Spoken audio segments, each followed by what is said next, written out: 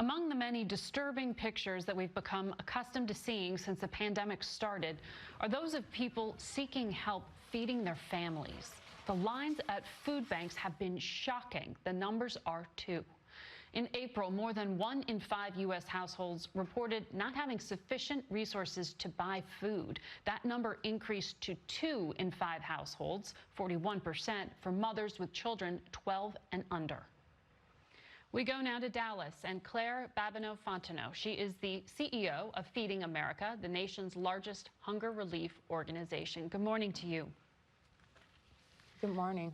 We've heard the statistics in terms of who is most vulnerable and how hard they are getting hit. We also know that food prices had their biggest spike in decades just last month. This seems like the perfect storm. What are you seeing at your facilities right now? Who is coming and what do they need? Well, Margaret, I think you used the right term. It is, in fact, the perfect storm. We're seeing a marked increase in demand to the tune of, on average, 60% more people showing up in need of our services. And at the time that we're having that increase in demand, we have a decrease in donations, we have an increase in cost of food, and we have a decrease in volunteers. So it is, in fact, a perfect storm. So many of the people who are coming, oh, I'm so sorry. Yes, please no, please. So how are you managing that? And is the person that you are serving now, as challenging as it is, different from what you saw just a few months ago? Is it a different demographic? Yeah, that's exactly what I was going to say, that 40% on average of the people that we're seeing now have never relied upon the charitable food system before now.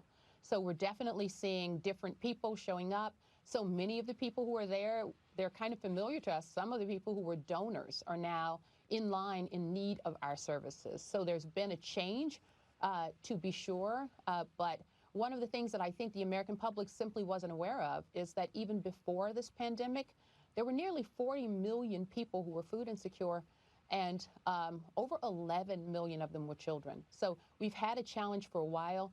This pandemic has just heightened that challenge, and a lot of people are in need of help right now.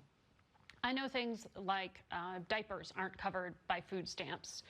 Are items like that what you need at your facilities? What are you looking for right now to serve, in particular, those children? Well, we need a whole host of things. First and foremost, we need food. So what we have done is we've had a remarkable outpouring of support from across the country in terms of dollars so that we can purchase food. We've also had some assistance from the Congress and some of the legislations that's already been passed, some help from the administration in the form of deregulation so that we're able to provide that food in a new way.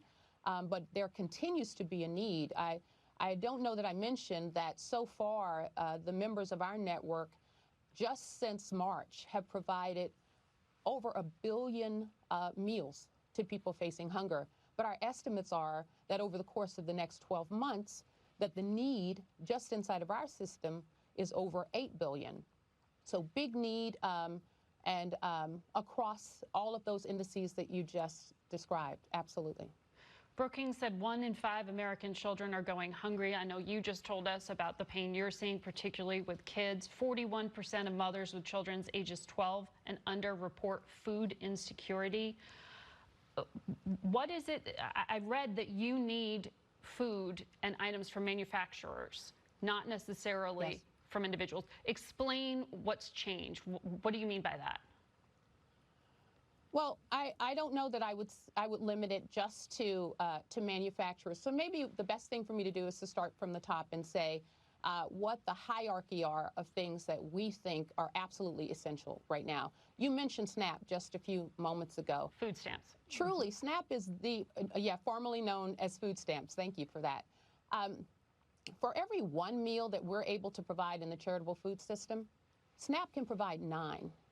And one of the interesting things about SNAP is not only is it good for people right now in the middle of a pandemic and an emergency, but it's also good for the economy. We have data that shows that for every dollar invested in SNAP, the return is $1.70. So there are lots of good reasons for all of us to be thinking about and urging our members of Congress to pass additional legislation so that we can increase access to SNAP and so that we can increase the thresholds in terms of how much people can receive from SNAP. So that's first and foremost.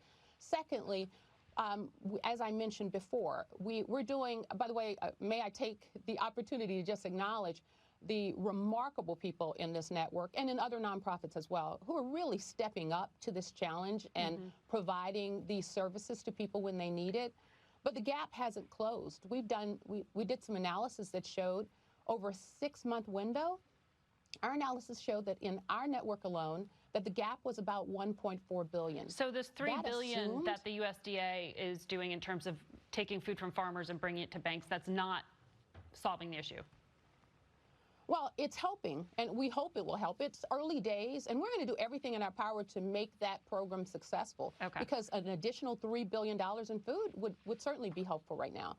But the gap still won't be closed, even with that effort. So my encouragement to your audience and to members of Congress and the administration and people all across the country is let's just keep trying to help, Yes. and we can close this gap together. We agree with you. Thank you.